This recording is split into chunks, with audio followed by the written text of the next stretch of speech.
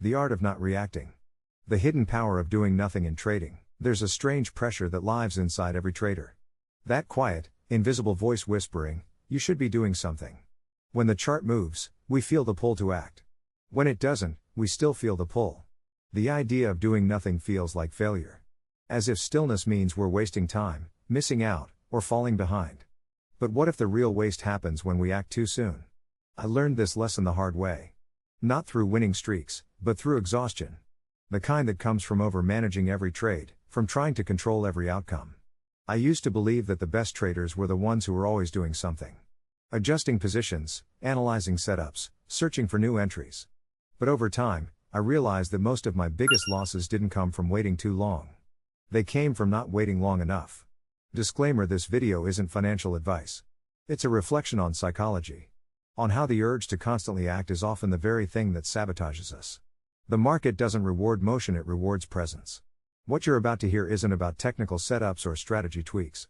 It's about rewiring how you relate to time, patience, and control. When I first began trading, silence scared me. The moments between trades felt unbearable. As if my mind needed chaos to prove I was doing something meaningful. I'd stare at the chart, desperate for confirmation, interpreting every candle as a personal challenge. If price moved against me, I felt attacked. If it moved without me, I felt excluded.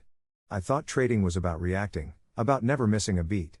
But slowly, painfully, I began to see that my obsession with action was masking something else. Fear. The fear of sitting with uncertainty. The fear of waiting while not knowing. The fear of stillness itself. The truth is, the most powerful traders I've ever met didn't trade like warriors. They traded like monks. They weren't rushing to enter. They weren't panicking to exit. They were sitting there. Still, patient, grounded. Watching the storm pee back over them without flinching. To me, they looked bored. But later, I realized that what I mistook for boredom was mastery. They had learned the art of doing nothing. Not as avoidance, but as discipline. Not as laziness, but as power. Doing nothing is not easy. It goes against everything we've been trained to believe about success, productivity, and effort. We live in a world that worships motion. We're taught that progress comes from pushing harder, from grinding longer, from doing more. But in the market, that mindset turns deadly. The more you push, the more you force. The more you force, the less you see. The less you see, the more you lose. True discipline isn't in pulling the trigger. It's in knowing when not to. And that, right there, is what we're going to explore today. In this video, I want to take you into the psychology of stillness. The invisible edge that separates impulsive traders from consistent ones. We'll explore why doing nothing feels so difficult, how to train your nervous system to stay calm under uncertainty, and why your next level as a trader might not come from doing more, but from being less reactive. Because mastery, I've learned, isn't about control. It's about trust. Trust in the setup, trust in your process, trust in yourself. And that kind of trust only grows in stillness. So take a breath. Sit back. And let's talk about the art of doing nothing. The illusion of productivity. For most of my trading journey, I confused activity with progress. If I wasn't clicking, analyzing, or talking myself through a dozen scenarios, I felt unproductive. As if the market was moving on without me. I'd jump from chart to chart, scanning for setups that didn't exist, convincing myself that if I just looked harder, I'd find something worth trading. But underneath all that searching was fear. Fear of missing out, fear of being idle, fear of silence. It took me years to understand that what I called being productive was really just restlessness wearing a mask. The market doesn't care about how much time you spend watching it. It rewards clarity. And clarity doesn't come from constant motion. It comes from space. There was a time when I used to wake up, open my charts, and instantly feel this magnetic pull to do something. I'd place a trade within minutes of the open, not because the setup was clear, but because the stillness made me uncomfortable. I'd convince myself I was taking initiative, being decisive. In reality, I was just trying to escape the discomfort of waiting. I wasn't trading the market. I was trading my own anxiety. And here's what I realized later. That same illusion of productivity doesn't just show up in trading. It shows up everywhere. You'll see it in people who refresh their portfolios 10 times a day. In those who rewrite their trading plans every week. In traders who add indicator after indicator, not because they need more data, but because they can't tolerate uncertainty. We mistake movement for control. But the truth is, most of that movement is noise. A form of self-soothing dressed up as effort. I remember one day. A Tuesday, maybe. When I finally stopped. I had been overtrading for weeks, each loss bleeding into the next, each trade an attempt to undo the previous one. That morning, I sat there with my finger hovering over the mouse, and for the first time, I didn't click. I just watched. My heart raced, my mind screamed that I was missing the move, that I'd regret it. But I stayed still. And you know what happened? Nothing. The world didn't end. The chart moved on, the candle closed, and I was fine. Better than fine. I was free. That moment was small, but it cracked something open in me. I realized how deeply addicted I had become to the feeling of doing something. And how rarely that feeling had ever led to good results. In trading, the line between discipline and impulsiveness is paper thin. From the outside, they can look identical. A trader sitting at the screen, ready to act. But the difference is internal. One acts from clarity, the other from compulsion. One waits for confirmation, the other chases it. One moves with the market, the other moves against it. The disciplined trader may look lazy to the untrained eye. But their stillness is intentional. Every pause is a decision. Every inaction is a form of strength. Think about it this way. If you go to the gym and never rest between sets, your muscles don't grow. They just break down. Trading works the same way. The pauses are not wasted time. They're recovery time. That's where your patience, confidence, and objectivity are rebuilt. But this is the hardest part for most traders. The doing nothing part. Because stillness feels like weakness when you've built your identity around effort. We've been conditioned to believe that only hard work deserves reward. But in markets, effort doesn't equal profit.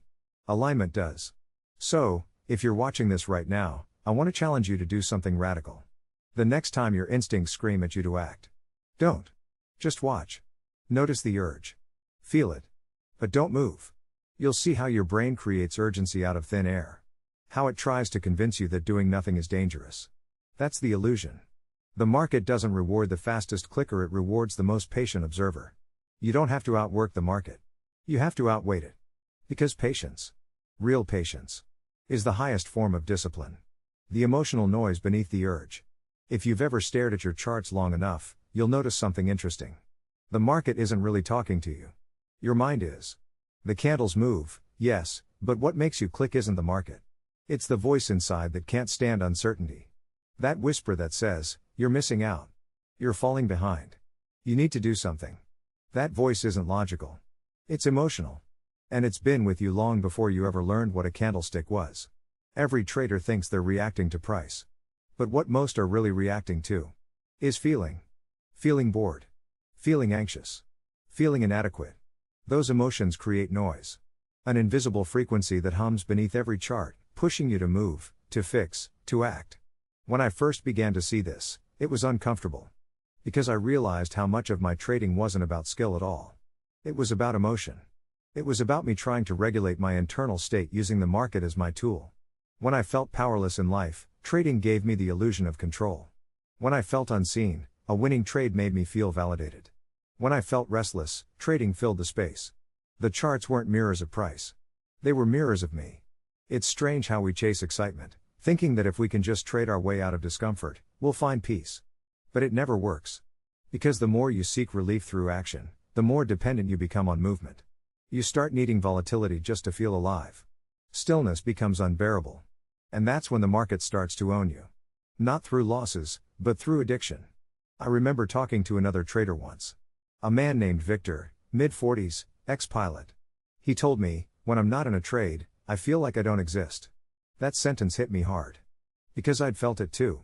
That emptiness between trades, that subtle identity void when you're not in the game. We tell ourselves we trade for freedom, but sometimes what we're really seeking is identity. We want the market to confirm that we matter, that we're capable, that we can win. But here's the paradox. The more you need that confirmation, the less capable you become. The market senses that desperation. Not literally, but through your actions. You enter early, size up too big, chase breakouts that were never meant for you. You turn setups into emotional outlets. And every loss doesn't just cost money, it costs confidence. But here's the truth most traders never want to admit. The market doesn't hurt us. We hurt ourselves because we can't sit still long enough to see what's actually happening. When you start observing your reactions instead of obeying them, everything changes. You begin to see that the urge to click isn't a command. It's just energy passing through. Like a wave rising and falling. You don't have to ride every one. Sometimes, you just watch it crest, crash, and dissolve. That moment. When you feel the impulse but don't act on it. That's when you begin to take your power back. You start noticing small things. The tightening in your chest before a trade. The way your breath shortens when price moves against you. The subtle relief when you close a position. Even if it's for a loss. These aren't random sensations. They're signals. Emotional data points. And if you learn to listen to them without judgment, you'll realize your nervous system is teaching you more about trading than any chart pattern ever could. In those moments, the work isn't to suppress the emotion. It's to stay with it. Observe it. Name it. Let it pass. That's how emotional mastery begins. Not through control, but through awareness. The best traders aren't cold or emotionless. They're emotionally fluent. They don't fight their reactions, they understand them. They know that fear, greed, boredom. They're not enemies to destroy. They're weather patterns passing through the mind. The goal isn't to stop the storm. It's to stand still enough to see the sky behind it. Because when you can see the noise for what it is, just noise, you finally create the space to act from clarity, not compulsion. And in that space, doing nothing doesn't feel like failure anymore. It feels like peace. The power of stillness in action. Stillness is not the absence of movement. It's the mastery of it. When I first began to understand this, everything about how I traded and how I lived started to shift. I realized that stillness doesn't mean freezing. It doesn't mean hesitation. It means moving with purpose, and only when the moment calls for it. Most traders act first and think later. They jump into the flow like someone leaping into a river without checking the current. Stillness teaches you to pause. Not out of fear, but out of awareness. It gives you that half second of consciousness between the market's move and your reaction, and in that half second, your entire edge exists.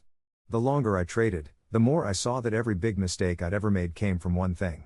Impatience. Not lack of knowledge. Not poor setups. Impatience. The inability to wait for confirmation. The refusal to sit in discomfort. The desperate need to do something. Anything. Just to feel in control.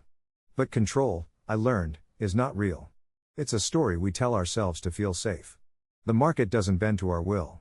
It moves in its own rhythm, its own seasons. Our job isn't to predict it.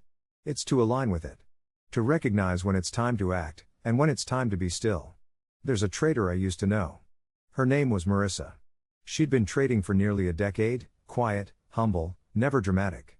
While others were chasing the first move of the day, she'd sit motionless for hours, sipping her coffee, saying nothing. She'd watch. She'd observe. She'd wait for what she called the alignment. When the setup finally came, she'd move like lightning. One decisive entry, clean risk, quiet exit. Then she'd stop. Most days, she placed only 1 or 2 trades. Some days, none at all. Her results? Consistently green. Not because she was the smartest, but because she had mastered the pause. She once told me, stillness is not inactivity. It's precision. I'm not waiting for the market. I'm waiting for myself to be ready. That line stayed with me. Because most of us are ready technically, but not emotionally. We enter trades from tension, from boredom, from the need to fix a feeling. But when you learn to anchor in stillness, something profound happens. Your actions become fewer, but each one carries weight. Every trade becomes intentional.